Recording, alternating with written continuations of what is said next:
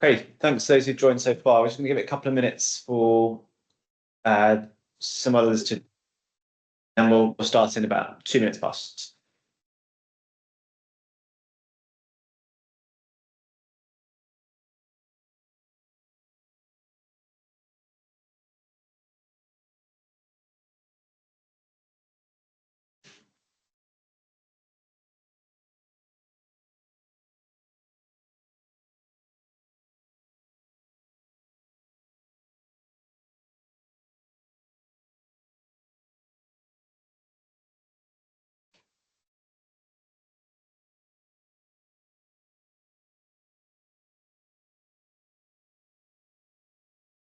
Okay, for those joining, we're just giving a couple of minutes for some others to join, and then we'll get started.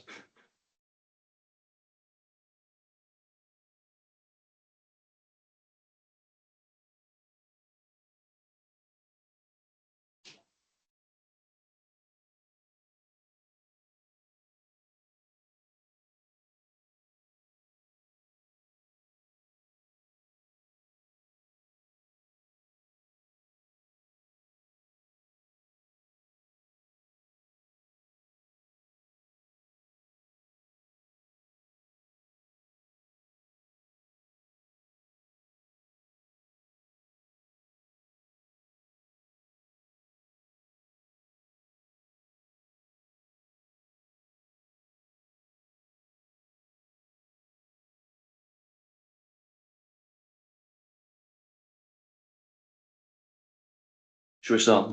Yeah, let's kick off. Okay. Right. Good afternoon, everyone. Welcome to the first Cranfield Aerospace Solutions webinar titled Financing Your Transition to Hydrogen. In this webinar, we'll be exploring aspects of operations, finance, and insurance within the emerging hydrogen aviation sector. The aim is to provide potential operators with practical insights into financing and funding, insurance, and risk management for hydrogen aircraft and the necessary ecosystem. Myself, Mark Kelk, and Sam Lambert, my colleague here in business development, will be chairing today's discussion. For background, it is worth reminding those joining us today, Cranfield Aerospace Solutions are designing a hydrogen fuel cell propulsion system, initially as a conversion for the Britten-Norman Islander, with the aim of demonstrating zero emissions flights towards the end of 2025. We're also exploring other applications of this technology to different platforms, including unmanned cargo aircraft. The key to work of this novelty and size is to have excellent partners, and thankfully, as demonstrated by the panelists on this webinar, we do. Furthermore, any good webinar needs to have some really interesting people who are passionate about their work, and today we are again pleased to say we certainly have them. It is also fair to say our three guests are leaders in their respective fields who have a firm belief in sustainable zero emissions flights, but who also approach the evolving hydrogen aviation world from essential but very different perspectives. First of our panelists today is Mr. Florian Kruse, from the CEO of Eviraero, who is from Bremen, Germany, but is talking to us today from Rome. Florian and his team have established a commercial mechanism for small, medium-sized airports to use sustainable methods such as photovoltaics or solar panels on spare land adjacent to runways to generate electricity. This electrical energy can be used to charge electric aircraft or to produce hydrogen via electrolysis for application to both manned and unmanned hydrogen-powered aircraft. The output from the PV enables an early revenue stream for the airport in advance of the arrival of sustainable aircraft. Our second panelist, Alistair Bundy, Chief Executive of Sky Risks. Welcome today. Sky Risks are insurance underwriters with a focus on new aviation, including both the aircraft, airports, and supporting ecosystems. Getting insurance companies such as Sky Risks involved early in development of the electric and hydrogen ecosystems can ensure risks are thoroughly understood both by the operator and the insurer early in the development cycle. This early involvement provides mutual benefit and understanding and the quantification of risks. And last, but by no means least, our third panelist is Tim Eyre, Chief Operating Officer at Monty. Tim and team are a key global player in the finance and leasing of sub-regional aircraft. Historically, this is for aircraft with conventional power plants, but with the emergence of zero emissions technologies, the focus has moved to sustainable aviation. This has been further expanded to now include the support of essential infrastructure. So good afternoon, gentlemen. And without further delay, we need to crack on with the discussion. So over to you, Sam. Thanks, Mark. Okay, so as an opening question to our three panelists, what are the major financial challenges operators face when transitioning to hydrogen-powered fleets? So if one of you wants to kick it off the discussion, be good to hear each of your perspectives on that. As always with new technologies, we have to be competitive with the existing markets. So we have to make sure that our product, hydrogen-powered aircraft, will be competitive regarding costs per seat. And so we have to make sure to create an own ecosystem to cover the costs and make sure that the regulations, besides the authorities, besides the procedures on the airports are ready so that the whole aviation system will be ready for this new technology. Thanks, Florian. Tim, you're in my eye. Yeah, so thanks, Sam, and good afternoon, everybody. I think I'd start by prefacing with the fact that the way that we look at the world and the operators that we work with globally in the sub-regional space, no one is the same. So there are unique challenges and differences with all of these operators based on the countries they operate in, their payload or range requirements. You know, we have operators, for example, in Africa flying cargo routes for the UN or the World Food Programme who are very different to operators in the United States under essential air services or in the UK under the public service obligation routes. And so I think it's really important when we consider the implementation of new technology that we try and have a really detailed and unique understanding of each challenge the operator may face. And I think Florian's exactly right. You know, one of the key challenges clearly is how do we think about bringing this new technology into operation and what are the costs associated with that? Clearly, as we speak today with Cranfield and yourselves, you know, the cost of the upfront conversion clearly is a significant one. That is a challenge for many operators today based on the size of their operation, their existing balance sheets, and I guess the overall structure that needs to be put in place to do that. You know, that's not the only challenge. Clearly, there is then the ongoing challenge about how these operators use the aircraft. So where do they get the hydrogen from? What is the cost of that hydrogen as a fuel? What is the cost of implementing some of the infrastructure around that, whether that be storage on site, refueling, even supply? And then on top of that, there's the ongoing maintenance as well. You know, clearly with a new propulsion technology, new power plant, how do we think about the additional cost if there is one for the operator? You know, we think, to be honest, that actually it will be a cheaper cost maintenance wise, but it is still a new technology. There is still a level of understanding that needs to go into that for these operators to be able to use this technology successfully. Thanks, Tim. Of course, to operate a profitable business with a hydrogen aircraft, you don't just need an exceptional aircraft that you can fly around. Nobody can fly without insurance. So insurance is a critical piece of the puzzle. And hopefully it's got to be two things. It's got to be suitable to the risks of that business, but it's also got to be affordable. So it's no good having insurance that is just way too expensive, that it takes all of the profit out of the business. And so when we talk about insurance, we're actually not just talking about the operator's insurance policy, whether it's an airline or someone else. We're also talking about the airport's liability policy. Does that need to change when we're storing hydrogen on our premises? We're talking about whoever's supplying the hydrogen. Is there a contamination risk that needs to be insured differently to the current conventional refueling liability policies in the market? We are talking about service providers, ground handlers. Does that risk look any different? How do the insurance policies need to change? So insurance is, of course, a critical piece of the puzzle, and it's one of the challenges for enabling hydrogen aviation. Thanks, Alistair. So, Tim, just to touch on one of your points, you spoke about the cost of the upfront conversion and operators understanding on an individual basis. I guess the question then is, what specific options are available for operators today when it comes to financing? So how do you address some of these key concerns for them? Sure. Thanks, Sam. So I think that is one of the key reasons why we set up Monty. It was because we understood that there was a funding gap or a capital requirement for operators to implement this new technology. And so we're looking to provide capital to operators who want to start this journey towards transitioning to a newer, low emission propulsion technology. And we're looking to do that in a few ways. So firstly, we are offering operators the ability to either take on a long-term operating lease or even a finance lease, a newly retrofitted aircraft, whether that be an Islander in this case, obviously, or another type of aircraft. So we will work with yourselves at Cranfield and the OEM to source an Islander, to work with you to retrofit it, and we will cover that cost and then lease that new zero emission, or I should say newly retrofitted zero emission aircraft to the operator.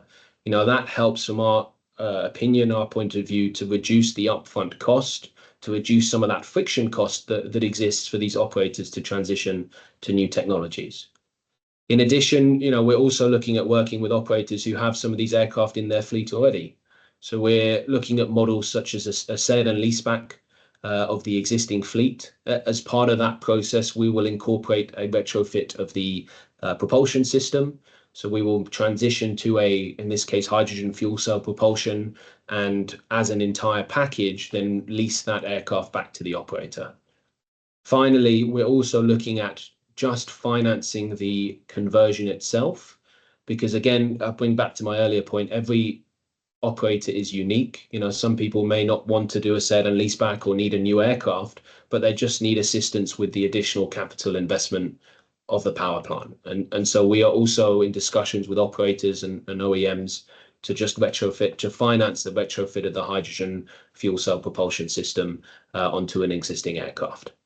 Surrounding all of that, as I'm sure Florian will come on to shortly, you know, infrastructure here is key.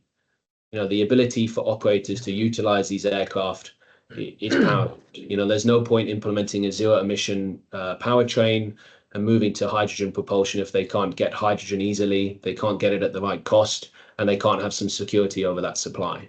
And so we're working with operators, with airports, and indeed the OEMs to see how we can look to implement or also provide financing for the various infrastructure that's required. Effectively trying to bundle the services together, provide a turnkey solution so that operators have effectively a one-stop shop and they're able to lease not only the aircraft, but the infrastructure to operate it. Thanks, Tim. So Florian, as an operator, listening to that from Tim talking through the different financing models, how does that align with your approach? And I noticed you touched on the ecosystem, the costs, having that ecosystem in place, and Tim has also mentioned the infrastructure side as well. So from your perspective at Evia Aero, what are your thoughts on that? So beneath the classical lessor and operator relationship, we have to shrink down our risk as much as we can. So our approach is here to get a clear view on our cost, on the operating cost. And that means we don't have to hedge fuel.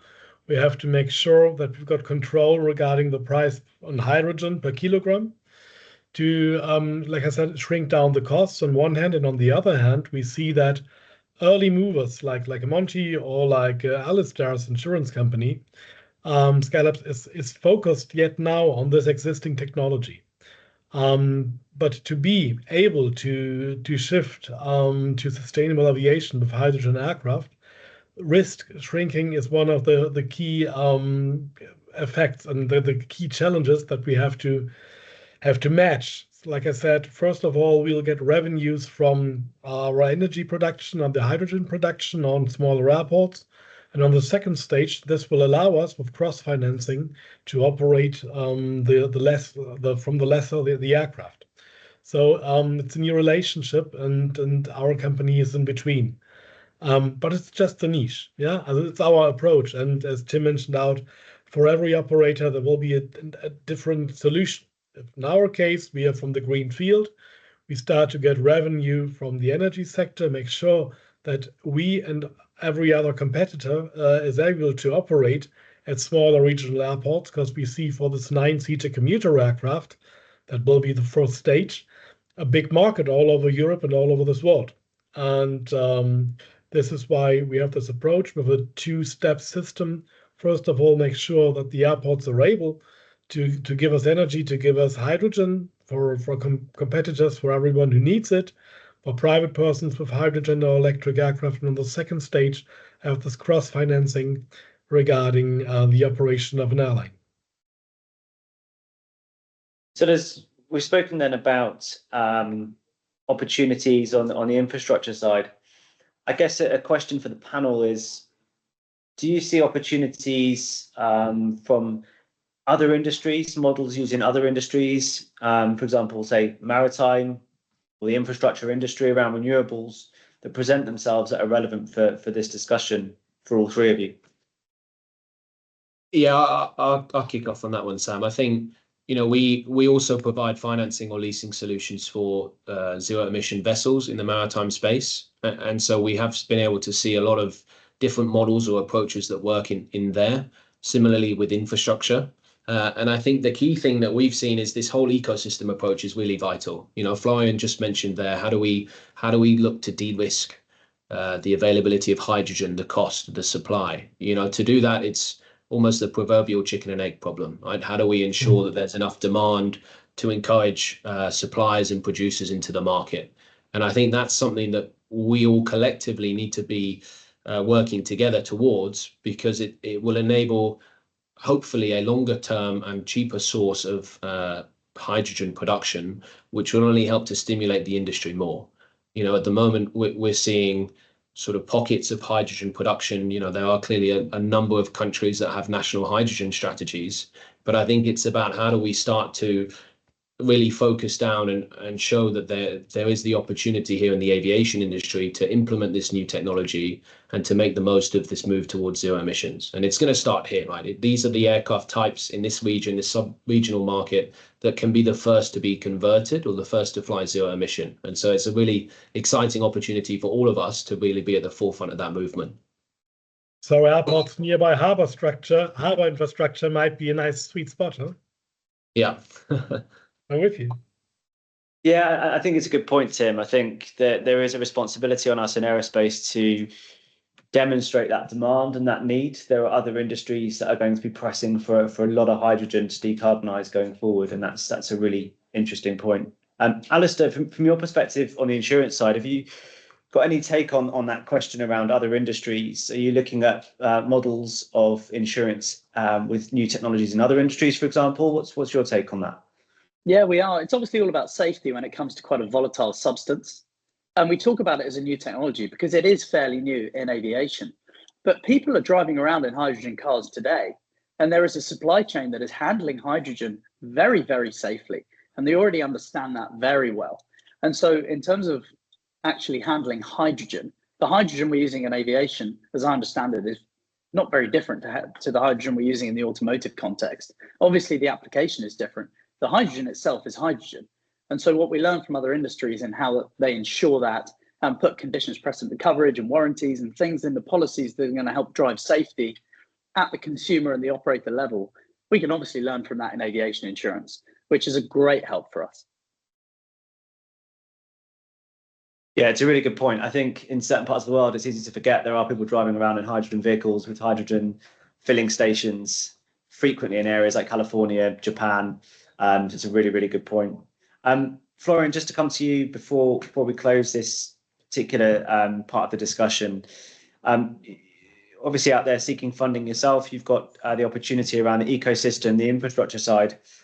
The question here is, what innovative approaches have you found useful for securing funding? You have to have the right assets, and the assets is energy production on airports to make sure that you get one of the key pillars in our structure. So we need a long-term run till Cranfield will deliver. There will be a couple of years in the future. Then we have to have the certification process on your side. We have to make sure that our airports also have the right regulations, the right permissions to work with hydrogen.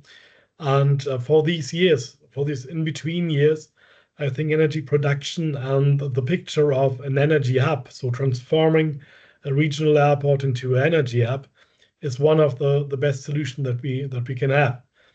On one hand, on the other hand, I want to mention out it's really, really good in this industry and really positive to see that for this new technology, we have lessors, we have insurance companies that know exactly and have yet products for operators like us. So it makes us life easier, because on one hand, we have to handle the energy topic and the hydrogen topic and the price of the hydrogen, plus the infrastructure. And on the other hand, we have now a clear partner on our side regarding insurance and the lesser, who can give us a clear pricing to make our calculations simple and clear, to see if we are right on track regarding the costs per seat. And I see this is for us the only solution to find to handle the hack and neck problem. Because otherwise, if you don't start from the green field, this thing is really much more challenging to shift an existing fleet, an existing regional fleet, from normal motors to hydrogen, because you have to have two types of mechanics, two types of spare parts, all that stuff will not be easy, not easy for everyone. And I think you've touched on a good point of the usefulness of the engagement from Tim on the lessor side, from Alistair on the insurance, of people coming to the table, having these discussions, trying to understand this technology as early as possible as being a really important point on gaining some certainty when you're working in an R&D space. Just going to bring this section to a close. I don't know if anyone's got anything else to add before we go out for Q&A, before we move on. Oh. Okay, so at this point, we would like to invite any questions from the audience for our panelists or ourselves. So we'll have a look and see if there's been any questions submitted. Just bear with us, there is a delay of about a minute versus us speaking and you hearing it. So we'll allow for that as well. We'll have a short Q&A session and then we'll move on to the next section just after that.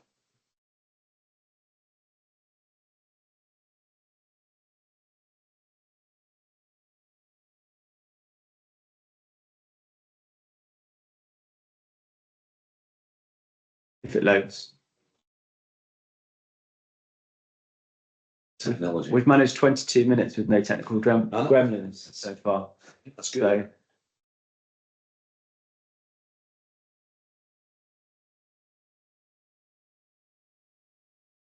Okay. So we've got two questions that have come in. So first question then is, will a switch to hydrogen instead of batteries be beneficial towards the number of passengers planes will be able to carry? So I think, happy to take that one. I think the fundamental question there is weight. So we have a responsibility to lightweight the technology as much as we possibly can. And that's been one of the hardest things for our engineers in designing the fuel cell system for the Islander, is lightweighting the system as much as we can. Batteries face a pretty big challenge from a weight perspective as well. So there is a greater potential for hydrogen in that regard, given current battery technology. But it basically comes down to weight of the propulsion system is how I would answer that question, because that leaves you with how much useful payload you've got for passengers at the end of the day. Don't know if anyone's got anything to add to that answer. Hopefully that answers the question. Hydrogen is available in many different forms, gas or liquid, each with advantages and drawbacks. Surely the standardization of aviation hydrogen needs to be an early foundation stone to allow propagation to achieve economies of scale for the fuel. So I think the question here is what's meant by standardization.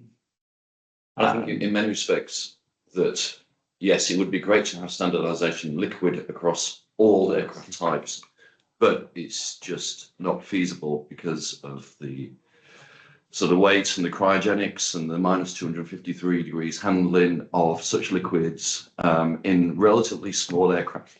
So what we see is that for small aircraft, probably 9 to 19, gas is probably going to be the dominant form of the hydrogen molecule. Beyond that, then yes, liquid comes into its own. And for a lot of the work that Airbus and others are doing for larger aircraft, then liquid has got to be the way to get the range and the capability for such sized aircraft. Yeah, and I think the only thing I'd add to that as well is when you're looking at a fuel cell system, the liquid hydrogen would need to be in gaseous form to go through the propulsion system itself. So when we're designing the propulsion system, Whether you store that fuel as liquid or gas is immaterial in a lot of ways. The reason we're pursuing gas initially is we think we can get an achievable range out of the islands are using gas, and there are established protocols and regulations with gaseous hydrogen in other industries that have been using it for a long time, whereas liquid hydrogen is very much in its infancy. So hopefully that answers that question. We've got some more, I think. Then for the panel.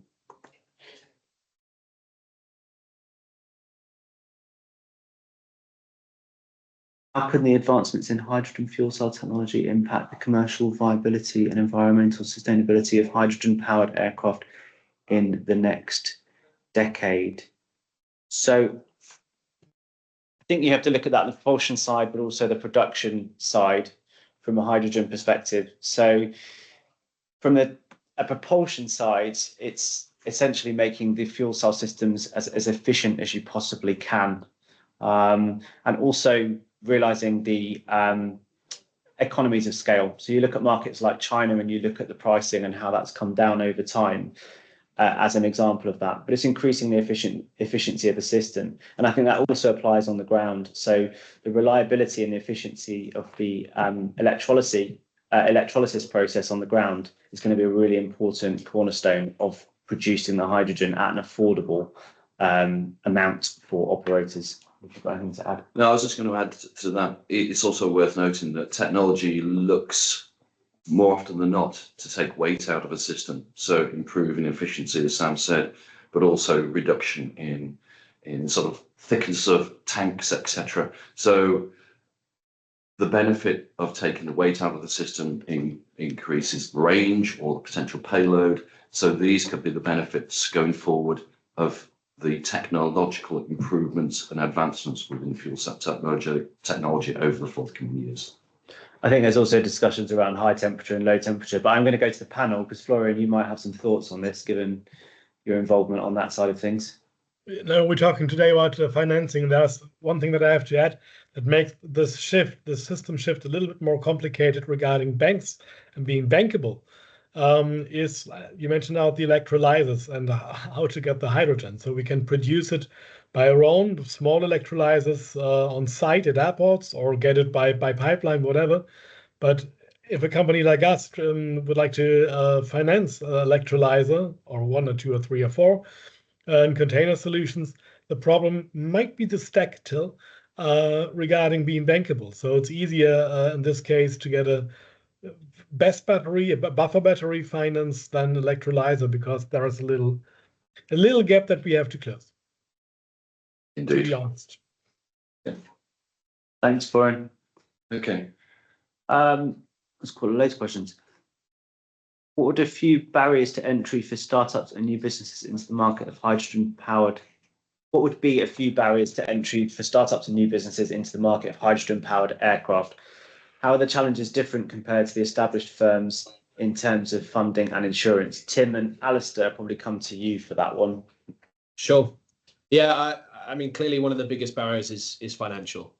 The ability to have the capital to take on newer aircraft, implement new systems, I think is clearly key. Alongside that, as we've discussed, the infrastructure challenge and cost associated as well. You know, I think the other thing that we haven't touched on from a non-financial point of view is just the understanding, the knowledge level. Right? These are new systems. It is a new technology, and therefore there is clearly a kind of a learning curve for any operator or airline entering the space to really understand what are some of the key challenges, but also opportunities for this new technology. You know, I think that's why forums like this are so important, because it really is understanding not just about fuel supply, financial challenges, but also things like insurance, safety and training, you know, actually bringing an aircraft like this onto your AOC, these sorts of actual real day operational challenges and important factors that operators need to consider when looking at this new technology.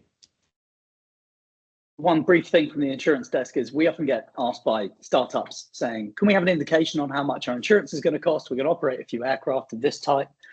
The first thing we say is, have you got any experience on your team of operating in an aviation company? Have you got aviators, or are you not aviators? You've just done a couple of MBAs and you've got some bright people. That's the biggest challenge for a lot of these startups. That makes it very difficult to insure. But when we have good experience in the aviation industry on the team, it's not a particularly high barrier to entry if we've got that deep experience. Great. Okay. Thank you. I should say as well, Alistair's engagement coming in to see us, people like us working with us, is really key to understand that pathway of the technology developing. So it's not completely new when the product hits the market. Okay. We're being told to hurry up. Yes, we are. We'll be getting an attached wrist. We'll come back to questions and we'll move on to the next section. So over to you, Mark. Okay. So in this particular section, we're going to look into the insurance and risk management. And as we sort of seen and sort of suggested, there's a sort of a bit of a challenge on the risk side is understanding those risks. And the key thing is, how does insurance play a role in this, enabling the adoption of these hydrogen-powered aircraft? So this is for you, Alistair. From an insurer's perspective, how does insuring hydrogen aircraft differ from conventional aircraft? Yeah, I'm going to mention some specifics, which are hopefully going to be helpful for everybody. The thing we get asked all the time is, how on earth do you underwrite what you don't understand? And a few years ago, I've just said that, almost like a mantra in my job. You can't underwrite what you don't understand. And recently, I've realized that that's not actually true. Loads of aviation underwriters all the time underwrite stuff they don't understand. You go to a general aviation underwriter and say, can you explain the combustion cycle of an aircraft engine? You get a blank stare. Most people don't understand what they're underwriting, but it doesn't matter because you rely on the law of large numbers. You've got a portfolio of a couple of thousand risks. And so you've identified what the 4 or 5 key metrics are that correlate to whether they're going to have a claim and how much it's going to be. So it enables you to underwrite lots of business in high volumes without really understanding the granular details of the mechanics of what you're underwriting. But when it comes to emerging technologies, we don't have that law of large numbers to rely on. We've got a small number of aircraft, a lot of them pre-certification testing, so we can't rely on the law of large numbers. So that mantra for me really is true. We can't underwrite what we don't understand. And so we've come and visited you up at Cranfield, and we've spoken about the mechanics of how the fuel cell stack works, and we've spoken to others in the battery electric aircraft space to understand battery volatility and how we manage that. And one thing we've actually done concretely is developed a brand new aviation insurance policy wording for electrified aircraft, which is different to the conventional wordings, which have a load of ambiguity around what an engine is, and we don't necessarily have those, or do we, and how do we define it? And if there is a claim, we want to be able to settle it really swiftly, really with real clarity. Otherwise, we spend a lot of money on lawyers, and that doesn't serve anybody. So our new policy wording, it defines what a fuel cell stack is from the insurance point of view. It defines what an aircraft battery is. It takes into account operational risks, like let's say we have an engine out situation. Hydrogen aircraft are brilliant because if you have an engine out situation, for a temporary period of time, you are able to overpower one of the fuel cell stacks, temporarily get a little bit more power out of it, as I understand, which means that a pilot, if they're empowered to temporarily compromise that piece of kit on the aircraft, they can increase their safety and they can get the aircraft down safely, where in a conventional aircraft, maybe you don't have that option in an engine out situation in particular circumstances. So if the insurance coverage gives the pilot comfort that they're able to do that, and when they land, if it's a single recorded incident, subject to the T's and C's, of course, everything in my world is always subject to T's and C's. If they know that that's going to be covered and the repair or the replacement of the engine is covered, we empower pilots to make better decisions that are in the interests of safety. And that's really what we're all about. So that's how we look at insuring hydrogen aviation. You can't underwrite what you don't understand. So we look at understanding it. Very interesting approach. No, it's really interesting stuff. So I suppose on the operator, well, not necessarily operator, but the financier's perspective, and this is over to Tim. How do you see the division of responsibility for insurance between lessors and the operators, and equally airports? Where do they sort of, who takes what risk and how? How do you see that being divided across your companies? Yeah, well, I think there's a couple of things to unpick there, Mark. I mean, traditionally, the responsibility for insurance, rests on the operator. And as Alistair's explained, it's a very well-trodden path, very large industry. And I think as a lessor, we gain a lot of comfort from that as well, that these aircraft are being insured correctly and most importantly, priced correctly. And I think the important thing here is, again, I draw it back to this kind of ecosystem approach where as a lessor, given its new technology, we need to be much more involved on the insurance side, understanding that these aircraft are being insured properly and that the risks are being priced in appropriately. I think, to come back to Alistair's mantra that you can't underwrite what you don't understand, sadly, I think we have seen, even with some of these new electric aircraft, insurance being offered at pretty extortionate prices for new technology, simply because it's not a technology that has been understood or learnt about correctly. And so it's that ability for underwriters and insurance companies to understand the technology, to price the risk effectively, to act as a stimulator and kind of move the technology forward rather than a blocker. And I think that's why it's so important that we all come together to work on ensuring that happens. Yes, no, indeed. It is that collective position, and it's understanding from each other what's going on and making sensible decisions on the back of it. No, I agree with that. So, Florian, as a sort of future operator of these hydrogen aircraft, so how do you see insurance fitting in with your overall business model? And do you think there are opportunities for airports or investors to share some of these costs?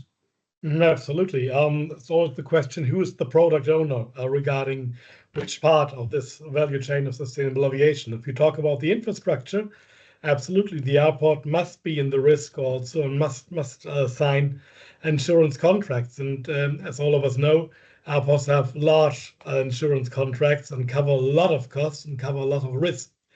So if they are part of a joint venture owning the infrastructure and the hydrogen tanks, hydrogen fueling stations, hydrogen trucks, or the tank trucks, whatever, they must be part of it. And like I said before, it's excellent that we have yet insurance that understand the products. And it's nothing else than 10, 20, 30, 40 years ago when I was a student and I saw every month in my university that there was a truck with hydrogen coming in to the laboratories and refuel it. So I think it's no rocket science, but we have to have the right risk cover product. So, and this will be a mixture between airports and operators, if their operator is also an operator of the energy systems, of the hydrogen systems on the ground. Otherwise, just an operator, I think will be hard for him to cover the costs of this insurance. So it's more an airport insurance topic from my point of view. Striking that balance.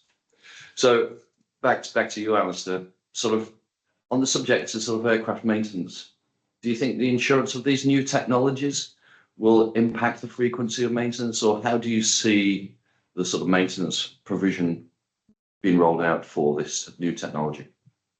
Very short answer on this one. No, I don't think it will have much of an impact. We have such rigorous safety standards in aviation that the insurance market doesn't do the job of regulating things like maintenance schedules.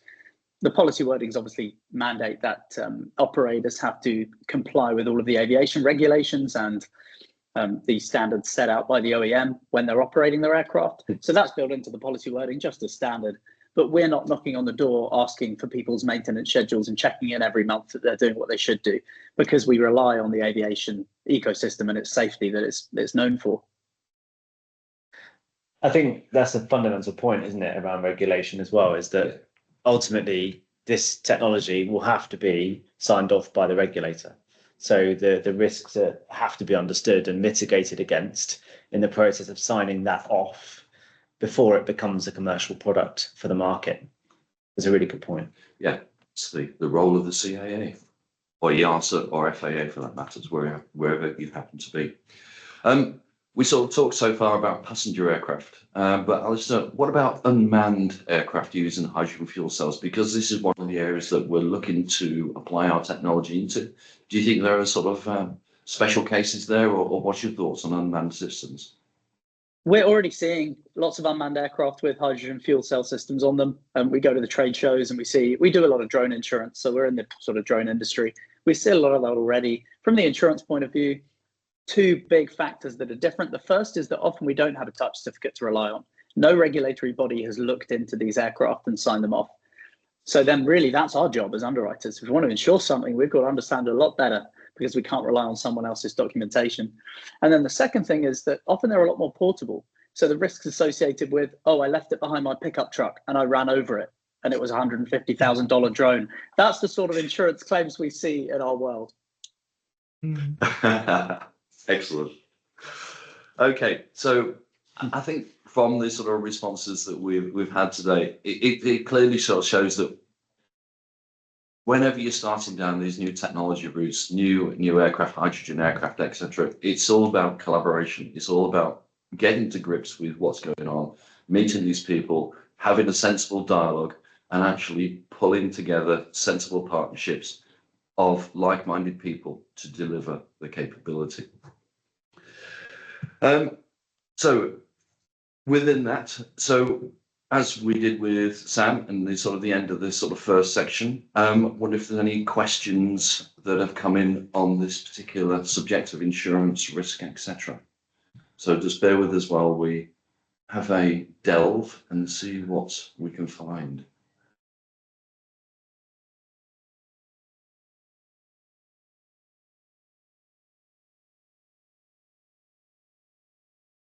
It's probably not relevant, I think.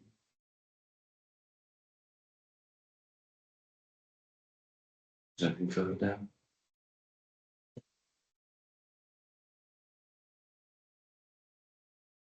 Doesn't look like there's anything specifically on risk or insurance.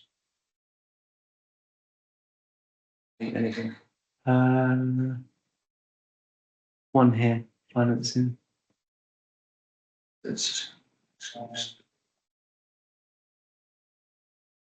not specifically on insurance or risk. I don't think there's any questions specifically on finance or risk. Okay. On risk, there is on finance. Yeah. Just covered probably in the first section. Okay, so in which case, no. Okay, so in which case, I think we'll move on to the final section. So over to you, Sam. Okay, so we've talked about collaboration during today's discussion. If we focus on this, what partnerships, I'd ask the panelists, or collaborations do you see as critical for operators to successfully transition to hydrogen-powered fleets? Florian, I'll start with you. That's all right. Okay. In this webinar, we see different players. We see the manufacturers, the OEM, the lessor, and the insurance, and an operator of energy systems on the ground, and later an operator of regional airlines. So, and all of these nice persons in the room have more than a vision. They have a clear business plan, they have certifications, they have a view on the technology and an idea for the timeline that is coming up. Question is regarding collaborations, who is the dinosaur in the room? And from our point of view, dinosaur is a hard word, but we think the airports are a key factor in this game. And the technology to be able to operate hydrogen aircraft is in the responsibility clearly of the airports. And we have to enable the airports to shift their old systems into new systems regarding energy transition. And this is a hard fact because we don't talk about normally private companies, private airport companies. Mostly of them have state-owned shareholders, so it will take longer than to be on an open market. And this is, from my point of view, on one hand the challenge, and on the other hand the opportunity regarding collaborations to think about having joint ventures with them, having collaborations with them, help them regarding finance, like Monty did, help them regarding get a clear view on the insurance topic, and help them to understand the products, like Cranfield Aerospace Solutions 9 or 19 seaters, or later unmanned aircraft drones. And it's more than a research and development discussions that we hear all over at the conferences worldwide regarding sustainable aviation.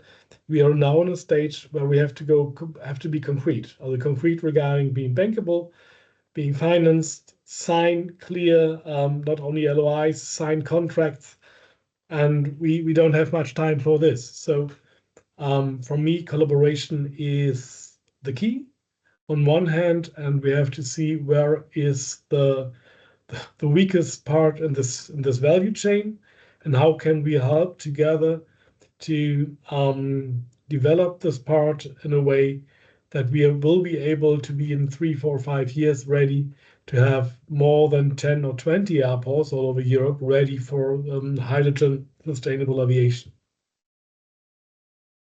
That's a really good point around where do those gaps lie and what do we need to do to close them. Thanks, Florian. Tim, what are your thoughts on that question around collaboration? Yeah, no, I mean, I couldn't agree with Florian more, because that's certainly a challenge that we see every day with some of these operators globally. You know, we are starting to see a shift in mindset and openness to new technology. You know, I think the realization that this technology is being developed, it is here today. You know, yes, there is a certification pathway to go through that will take, you know, a few years, admittedly, but you know, new technology is coming, and it is at this sector and this space where it will arrive first. So absolutely on the airport side, you know, with, as Florian says, it's vital that airports start to consider how they can implement this new infrastructure, how they can support new technology. But for operators themselves, I think, you know, I would urge people, operators and airlines, to have an open mind to new technology and start to explore it a bit more. You know, there are people out there, both from the OEM perspective, like yourselves, from the finance perspective, such as Monty. You know, we are here to try and make this transition as easy as possible.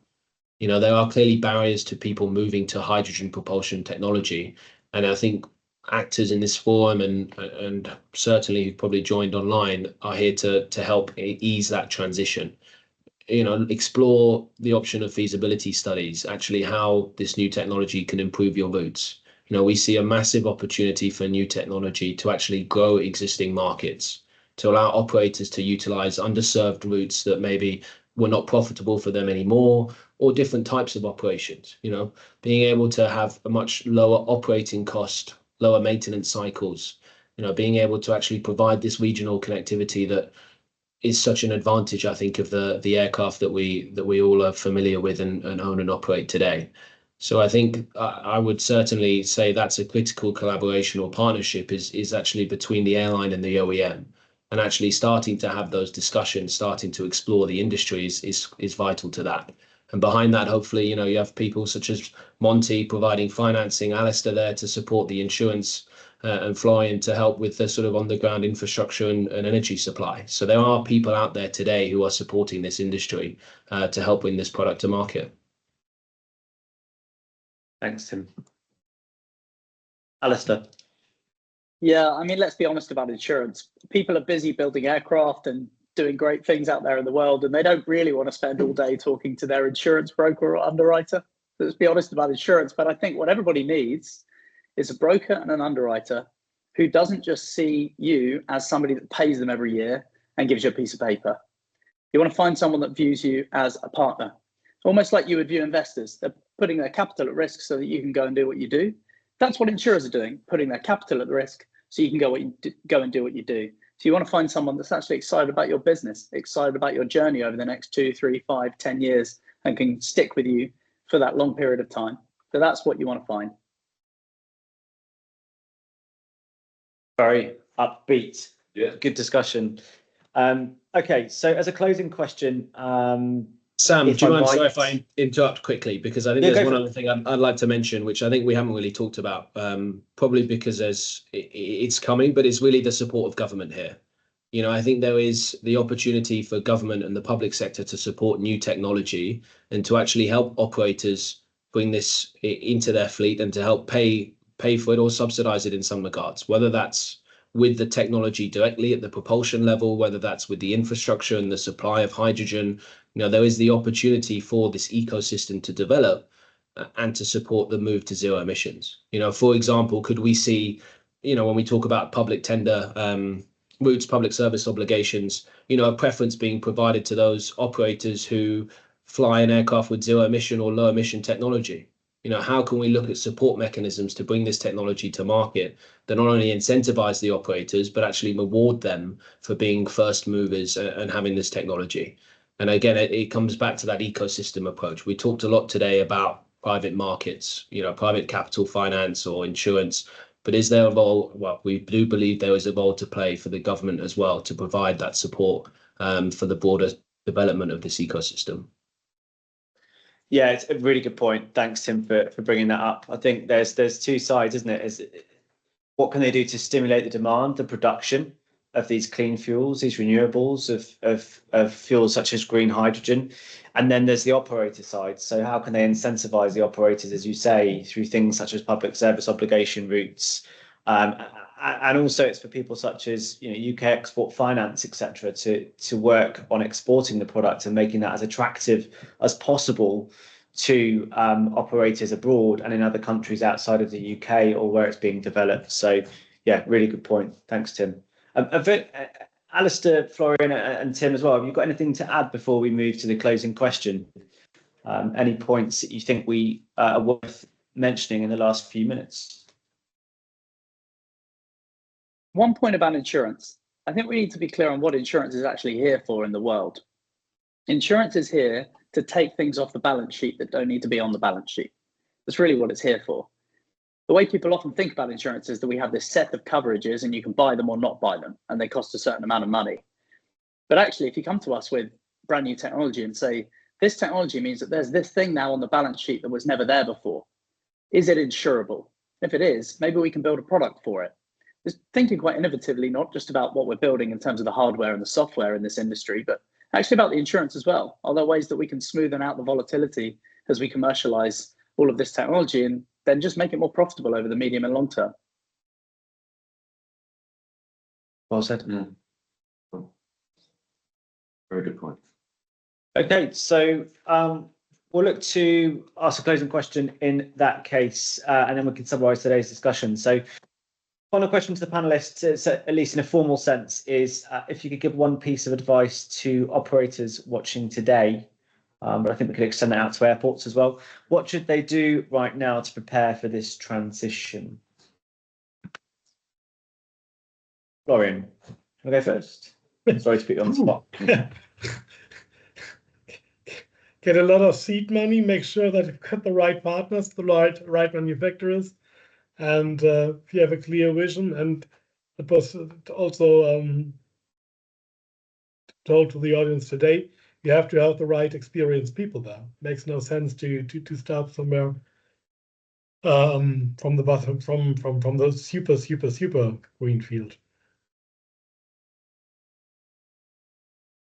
Tim? Yeah, I think, thanks, Sam. I think from my point of view, it's looking at new technology as an opportunity, not just as a challenge. It is certainly the direction that we need to move in as an industry to decarbonize aviation. As I keep saying, it will come at this size of the market first, but really be open to the point of view that new technology can be a vehicle for growth for your company. You're able to hopefully operate more routes, cheaper routes, lower your maintenance cost, have a lower direct operating costs over time. There is the opportunity here for people, as I say, to be a first mover and to really benefit from this technology. And of course, you have the additional benefit of moving to zero emissions and helping the environment and the climate, which we all need to do. So I think, hopefully this webinar provides people the forum to realize that there are people out there across all of these different sectors of finance, insurance, airports, OEMs, that can help with this transition, and just to be open to actually starting those conversations today, because it will take time. This is not an overnight phenomenon, and it will take a number of years to get the technology certified to start retrofitting aircraft. But we need to be having those discussions now, because as hopefully we've proven, it's so much more than just the aircraft, right? It's the entire ecosystem, it's the infrastructure development, the insurance, and we need to start that process now. Thanks, Tim. Totally agree. Alistair? Yeah, very briefly, from the insurance point of view, it's very, very simple. It's just the bit of advice is you don't have to wait till you need to buy insurance to talk to the insurance market. it might be really worthwhile just dropping an email to an insurance broker or an underwriter and saying, I'm thinking about adopting this fleet of aircraft into my existing fleet.